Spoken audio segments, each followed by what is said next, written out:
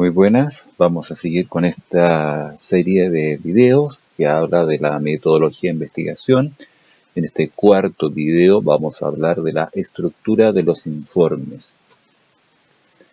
Como habíamos dicho en la última clase, el investigador tiene que definir en primera instancia qué metodología va a utilizar, cuál es el paradigma, cualitativo o cuantitativo. Luego define el método, es decir, cuáles son los tipos de investigación que va a realizar. Después establece cuáles son las herramientas. Eso como a grandes rasgos, porque esto es algo dinámico. Esto es como lo más general. Esto es caótico. Puede partir de un lugar, después puede reformular la situación, puede estar haciendo un método Delphi, después se da cuenta que no era bueno el método Delphi, entonces replantea al paradigma, se va a un sistema multimétodo. Por lo tanto, hay que tener una cierta tranquilidad porque siempre las investigaciones son un poco traumáticas para algunos.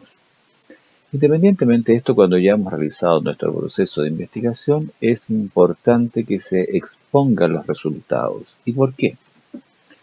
Escuchemos a don Mario Bunge. Don Mario, en su libro La ciencia, su método y su filosofía, dentro de una parte que habla de las formas, de las características o principios que debe tener la investigación o la ciencia, establece que debe ser comunicable. Don Mario nos diría: el conocimiento científico es comunicable, no es infalible sino expresable, no es privado sino público. El lenguaje científico comunica información a quien quiera haya sido adiestrado para entenderlo. Hay ciertamente sentimientos oscuros y nociones difusas, incluso en desarrollos de la ciencia. En otra parte también dice: la comunicación es posible gracias a la precisión y es, a su vez, una condición necesaria para la validación de los datos empíricos y de las hipótesis científicas. Finalmente nos establece: la comunicación de los resultados de las técnicas y de la ciencia no solo perfecciona la educación general, sino que multiplica las posibilidades de su confirmación y refutación. Don Mario Argentino, no sé si se notó. ¿Qué nos está hablando acá este profesor y sabio de 97 años? Nos está diciendo de que es importante que para que haya conocimiento científico es necesario la comunicación de esos resultados. Y como ahí también establece de que la comunicación es posible gracias a la precisión y es una condición necesaria para verificar los datos empíricos y las hipótesis científicas, es decir, dentro de este proceso de falsabilidad que hablaba Popper, Bunge se hace cargo de esto y establece que es necesario la comunicación precisamente para que los resultados de la investigación sean expuestos a la comunidad científica para que sean cuestionados, sean analizados. Es por ello que el científico, cuando realiza sus resultados, los tiene que exponer de alguna manera, ya sea en libros, ya sea en revistas, quizás un poco más científico que un cómic, o en algún tipo de publicación de difusión. Hay libros que son esencialmente científicos, hay libros que son también de difusión popular. Por ejemplo, Stephen Hawking escribió hace poco, no hace tan poco, un libro junto con Leonard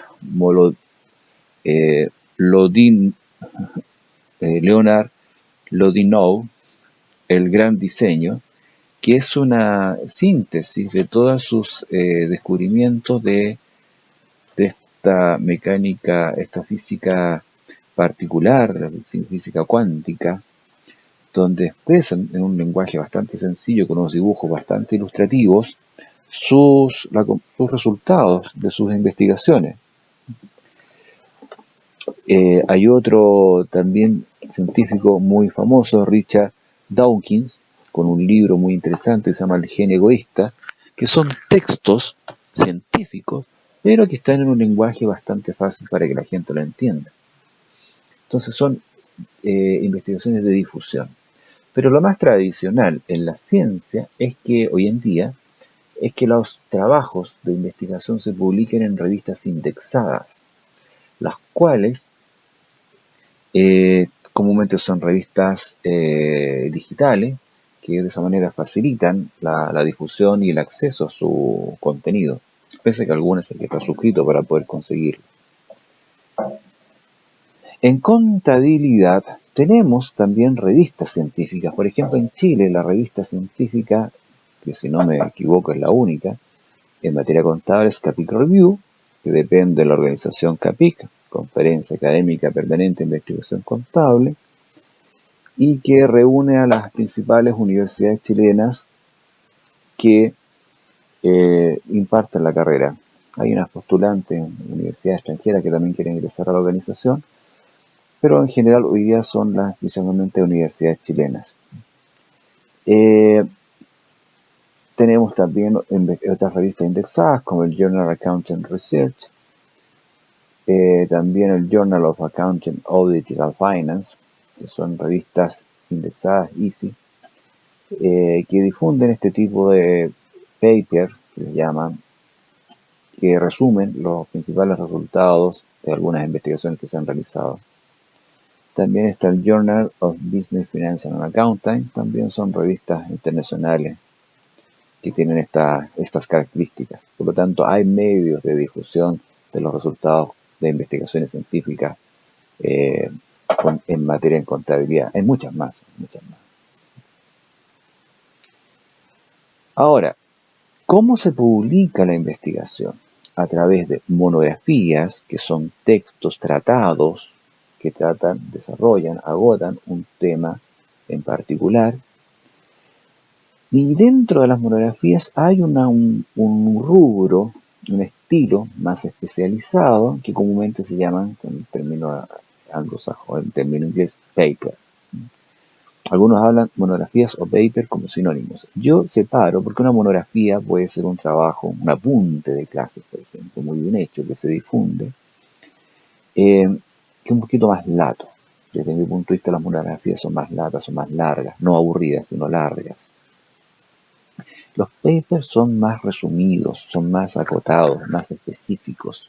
Lamentablemente están muy influenciados con los papers de las investigaciones cuantitativas y que no tienen mucho marco teórico y no superan más allá de 30 páginas, algo que sea fácil de difusión. Por eso que para mí los papers que se publican en revistas indexadas como LatinDex, ICE, Cielo, Scopus, como ahora también hay otra base de datos de indexación de revistas digitales, tienen una característica más definida al tipo de editorial de la revista que lo está desarrollando.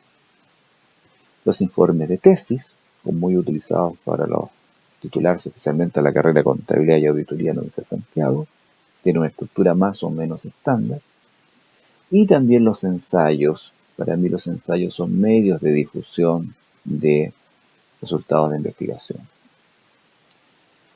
En el proceso de investigación relacionado con el documento hay que tener algunas diferencias y algunas precisiones. El proceso de investigación parte con la definición del problema, realizando esta cuestión del paradigma, método y herramientas, realizando este diseño, de lo que les planteaba metodología, método, herramienta, y de ahí uno va a realizar una revisión de literatura, donde revisa el estado del arte, ve qué es lo que se ha investigado al respecto y ayuda esta revisión del estado del arte para saber poder establecer nuestras hipótesis, preguntas o conjeturas.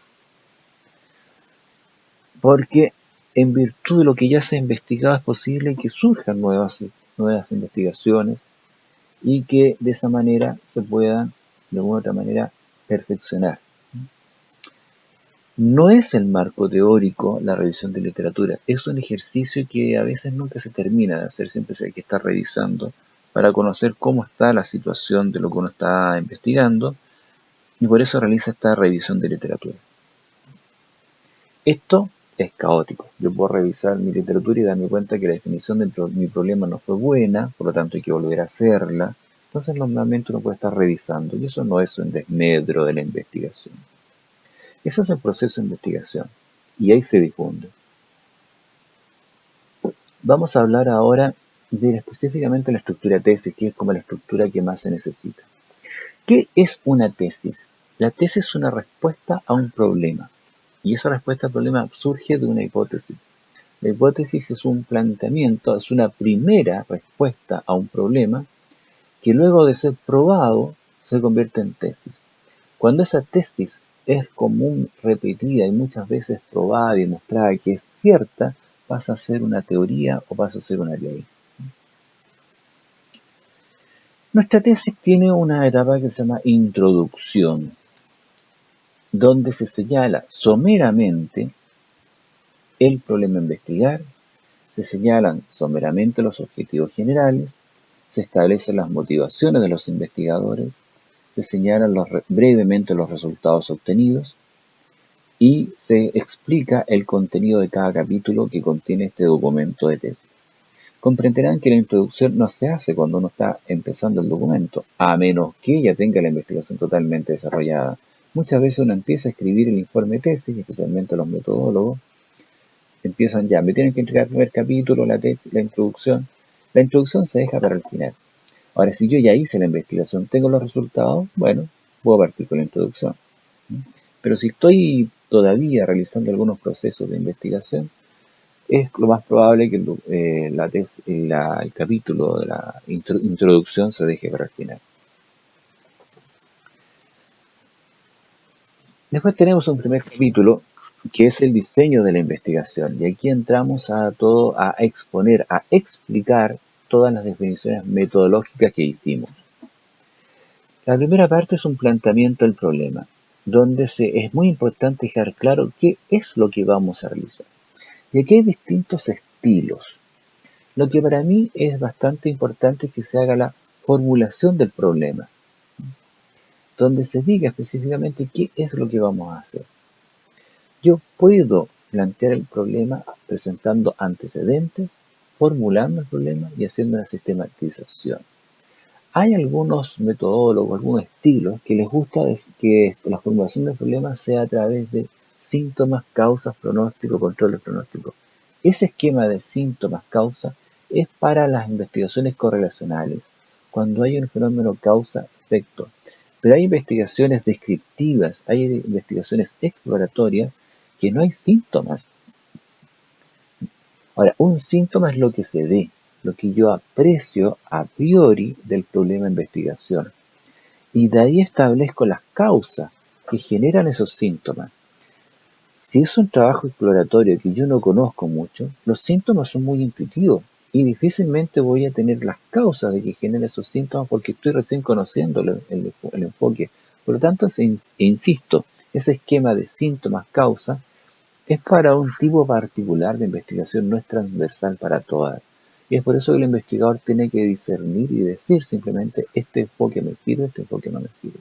Por lo tanto, la formulación del problema se reduce a, esto es más transversal, a hablar de un antecedente del problema, es decir, explicar más o menos cómo se generó el problema, formular el problema, plantearlo específicamente, voy a investigar el efecto de la NIC-12 en la toma de decisiones de los agentes, de los analistas de riesgo de los bancos de la Plaza Chilena de Santiago. Y después hablo de la sistematización, es decir, explico, hago a través de una teoría sistema, cómo voy a hacer la investigación, es decir, mira, estos son mis insumos, estos los voy a procesar y yo pretendo sacar estos resultados.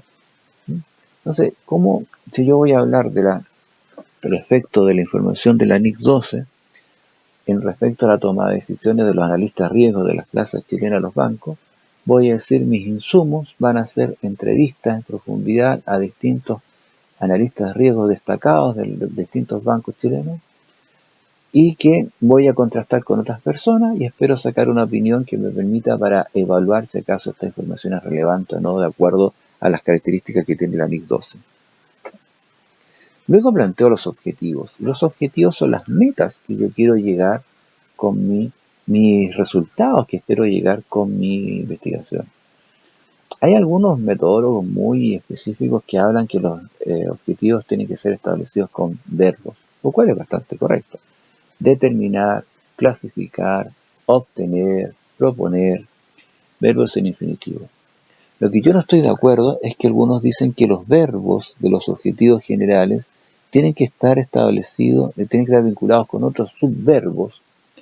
Es decir, si yo he definido con un objetivo general de determinar, los objetivos específicos tienen que partir con verbos que implican determinar, es decir, especificar, analizar, definir. Eso no es transversal para todas las investigaciones. Eso es lo que se llama la taxonomía de Bloom, que se utiliza para docencia. Ahí sí se aplica ese asunto, pero una vez vi unos metodólogos que empezaron a difundir una hojita donde aparecían verbos específicos que había que utilizar para los objetivos generales y verbos relacionados con esos objetivos específicos para los objetivos generales para los objetivos específicos, y que tenía que ser así. Anecdóticamente puedo decir que eso fue una fotocopia que se empezó a difundir, y el culpable de eso fui yo, porque años atrás en la universidad lo mostré y el entusiasmó y pensó que era para toda la metodología de investigación. Eso no es así, ¿eh? No hay una relación directa de este verbo tengo que utilizar para este objetivo. Uno escribe el objetivo como quiere que sea, nomás, simplemente. Lo que sí, el objetivo específico tiene que estar relacionado con el objetivo general.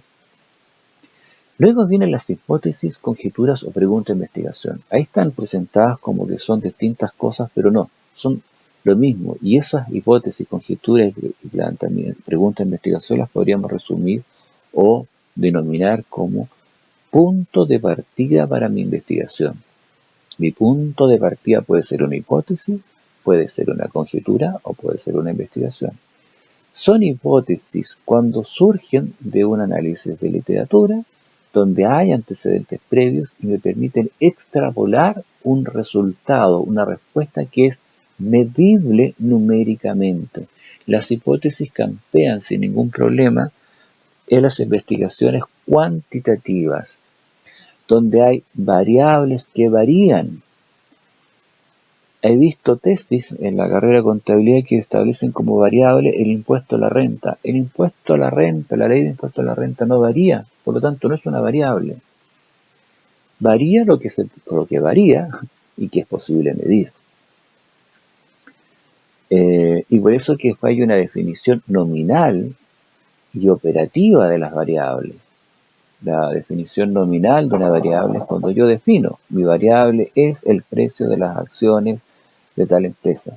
Definición operativa, el precio de la acción informado por la bolsa de valores en el periodo de investigación.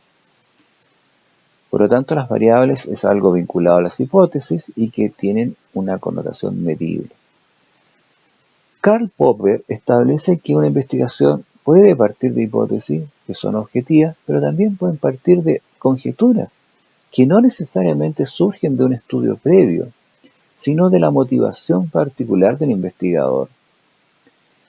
Y ya él establece las conjeturas no necesariamente tienen que ser tan estructuradas como las hipótesis, y pueden ser un poquito más intuitivas, y que también dan buenos resultados. Las conjeturas no tienen variables, tienen categorías de análisis. Las categorías de análisis son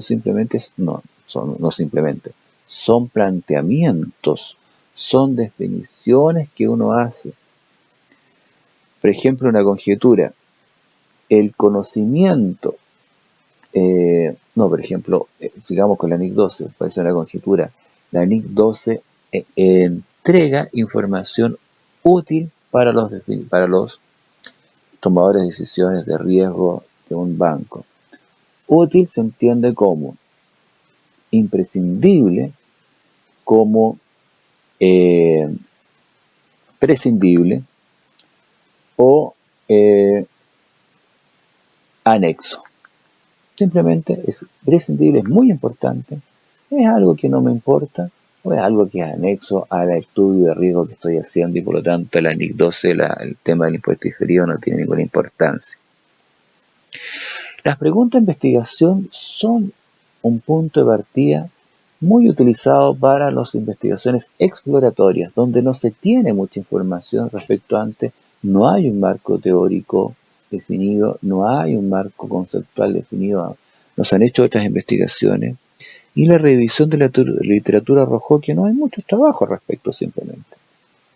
Y en esa situación, las preguntas de investigación, que puede ser incluso hasta la misma pregunta de investigación, puede ser el planteamiento del problema, la formulación del problema también puede ser redactado como una pregunta. La pregunta de investigación después se subdivide en preguntas guías que me van a orientar más o menos dónde puedo llegar, cómo voy a hacer para llegar a responder la gran pregunta de investigación. Después establezco el tipo de investigación. Formalmente digo que voy a hacer una investigación cuantitativa, cualitativa, descriptiva, bla, bla, bla. Y defino la herramienta de investigación. Yo la explico. Digo cómo voy a utilizar una encuesta, voy a utilizar una entrevista en profundidad, etcétera, etcétera.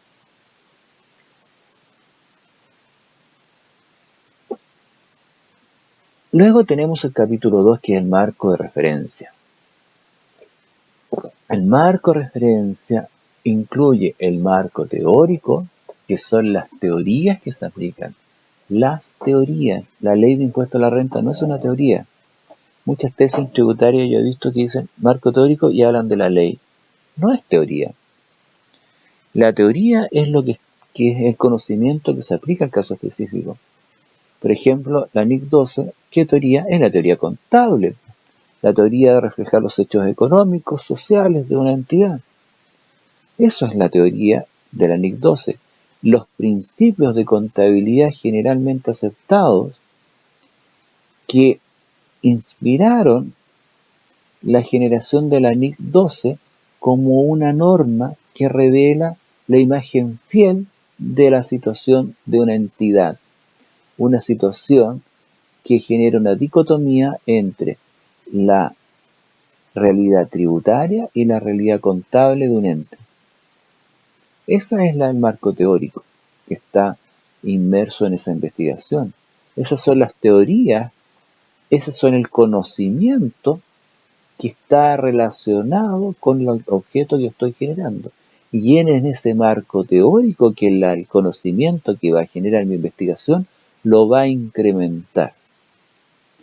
Hay investigaciones muy operativas, como conseguir recoger la opinión de algunas personas que no tienen marco teórico.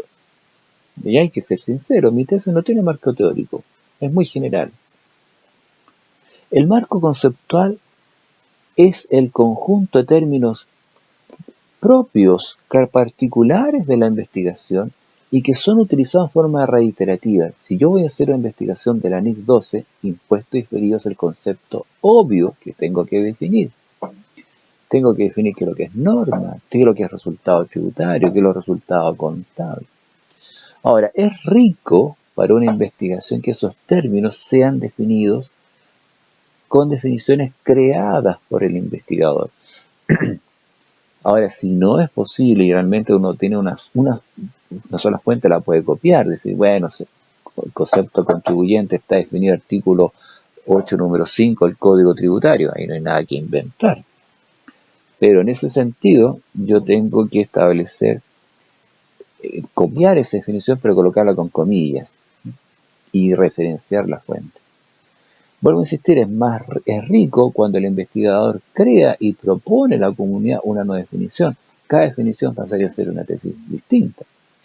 Ahora, si yo voy a crear mi definición, tengo que tener distintas fuentes y las referencias son sumamente importantes para eso. Después tenemos el marco normativo en investigaciones de contabilidad, en derecho y en derecho tributario. El marco normativo es muy importante porque si voy a hablar de la NIC 12, tengo que hablar de la ley de impuesto a la renta y decir cómo se hace el resultado tributario. Si voy a hacer una ley de donaciones, tengo que hablar de la ley de donaciones, tengo que hablar de todas las leyes de donaciones y explicar cómo se aplican.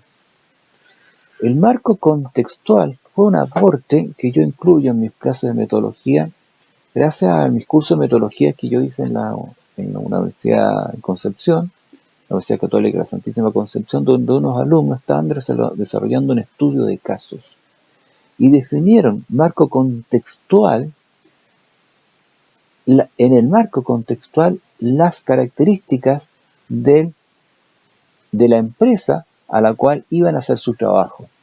Entonces el marco conceptual queda muy bien ubicado en el marco de referencia. El marco de referencia es un género y el marco conceptual es una especie del género, un subconjunto, donde el marco contextual yo presento a la empresa a la cual voy a aplicar mi investigación y va a ser mi objeto de estudio, del caso de estudio.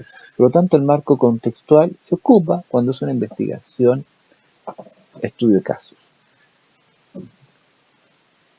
En el capítulo 3 se hace el desarrollo de la investigación y de ahí se explica el desarrollo. Se desarrolla la investigación, se presenta cómo se hizo el trabajo y lo más importante, se exponen los resultados. ¿Cómo se exponen los resultados? Con tablas de doble entrada, con gráficos, etcétera, etcétera.